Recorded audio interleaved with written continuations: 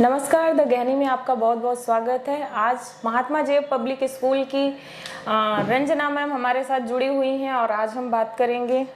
Ma'am नमस्ते। नमस्ते। महिला के तौर पर आपका व्यक्तिगत अनुभव समाज में कैसा रहा?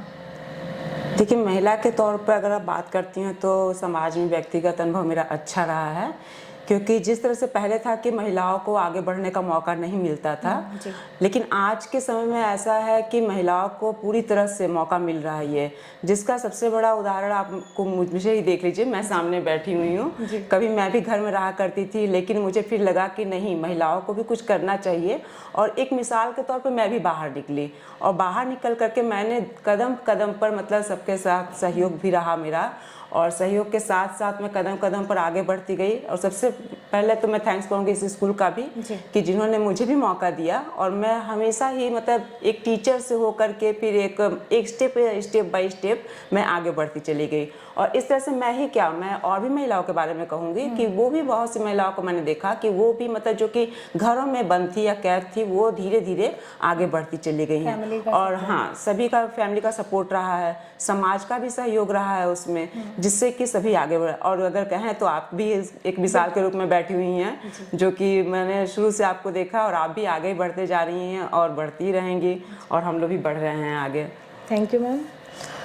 आपका बेटी बचाओ बेटी पढ़ाओ कितना सफल हुआ?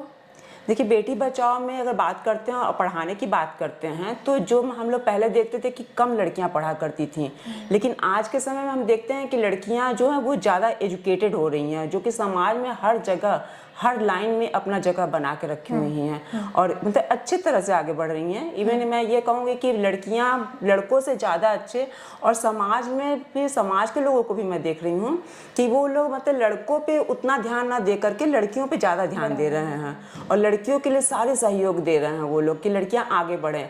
उनको मतलब फैमिली में जैसे माता पिता हैं या दादा दादी हैं, उनके सभी को लग रहा है कि नहीं, लड़कियां अच्छा कर सकती हैं।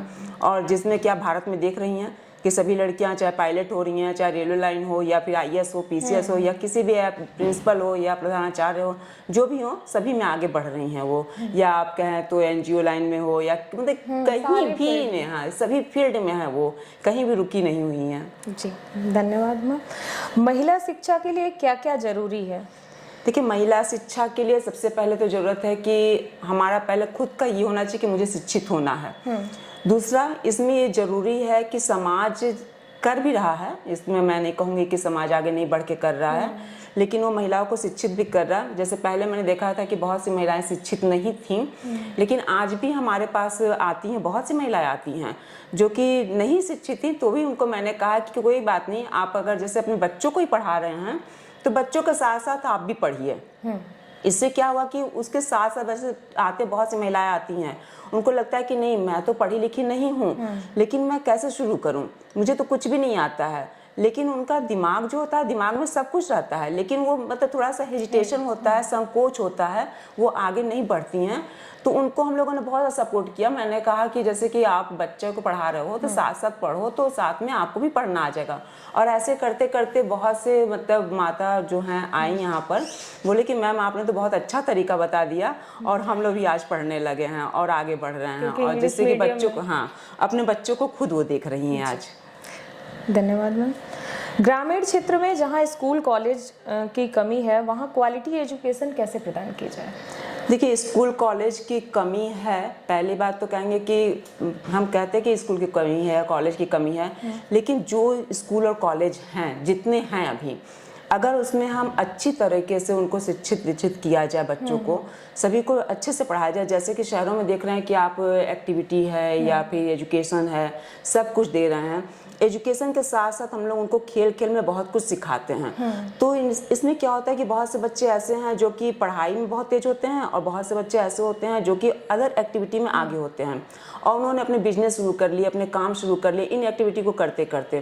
तो इसी तरह से अगर हम गाँव में भी अगर देते हैं तो वहाँ पर भी उनको मतलब पढ़ाई के साथ में दूसरे चीज़ों को भी सिखाया जाए, मतलब क्वालिटी बेस्ड हो वो, तो वो मतलब उनको मतलब और ही पेरेंट्स को लगेगा कि चलो मेरा बच्चा अगर पढ़ने में कमजोर है तो कुछ जाकर दूसरी चीज़ों को तो सीखेगा स्कूल में कम से कम, तो वो इसके लिए आगे बढ़ेंगे।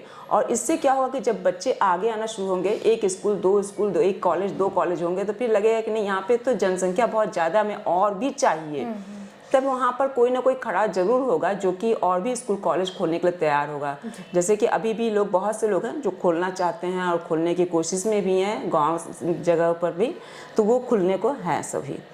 और ऐसा भी बोल सकती हैं कि एक तो जो आपका ब्रांच खुला है ग्रामीण, हाँ, हमारा एक और ब्रांच, इसका एक बहुत बड़ा मिसाल है जो कि हमारा ग्रामीण शहर में आता है, वो कादीपुर ब्रांच है महात्मा जय पब्लिक स्कूल का, जहाँ पर कि हम लोगों ने पहले तो सर्च किया कि मतलब यहाँ पे किस तरह के लोग रहते हैं। तो हम लोगों ने देखा कि बहुत ही मतलब जैसे अनएजुकेटेड लोग थे वहाँ पर, वो बच्चों को पढ़ाने में आगे नहीं बढ़ा रहे थे, या फिर जो भी चीज़ें उनके सामने समस्याएं आ रही थी, तो उनकी समस्याओं को देखते हुए वहाँ पर भी हम लोगों ने ब्रांच खोला है कि इसका एक दूसरा खोला हुआ है महात्मा जैब का, जो कि वहाँ पर ही बच्चों की संख्या मतलब अच्छी है, सभी आ रहे हैं, आसपास के लोग जो हैं वो वहाँ पढ़ाना चाहते हैं। और वो आज के समय में यही चाहते हैं कि हमें मतलब कम से कम दूरी में ही हमें अच्छा से अच्छा एजुकेशन मिल जाए।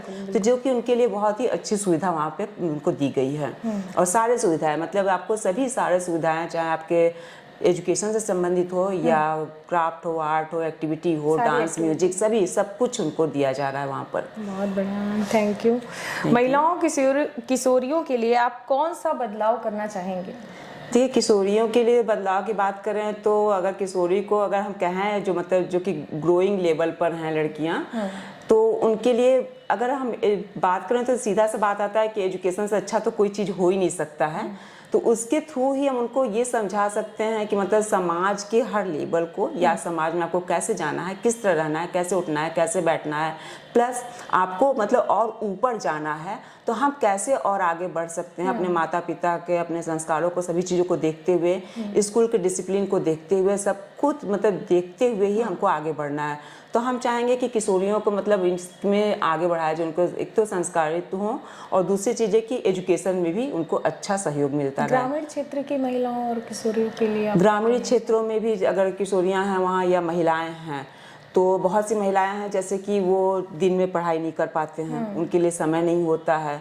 तो इसके लिए देखिए हम लोग स्कूल में भी मतलब ऐसे ही हमारे यहाँ भी स्कूल में है, जैसे बहुत से बच्चे हैं जो कि पढ़ाई तो करते हैं लेकिन उनको लगता है कि नहीं मुझे और भी चाहिए, तो हम लोग उन लोगों के लिए ये सुविधा भी प्रदान कर रखे हैं मेरे ग्रामीण क्षेत्र में जो स्कूल है वहाँ भी और यहाँ पर भी, कि उनको मतलब अलग से भी एजुकेशन देते हैं। उसके हम लोग मतलब कुछ भी नहीं कि मतलब आपको कोई प्रॉब्लम है, कोई परेशानी है, बस पेरेंट्स जो हैं वो एग्री होते हैं तो हम लोग उनको बैठा के अलग से भी पढ़ाते हैं और उनका पूरा सहयोग करते हैं। और ये होता है हमारे स्कूल में, हमेशा होता रहा। बहुत अच्छा ma'am, thank you so much. आपका बहुत बहुत आभार करता है। धन्यवाद। धन्यवाद।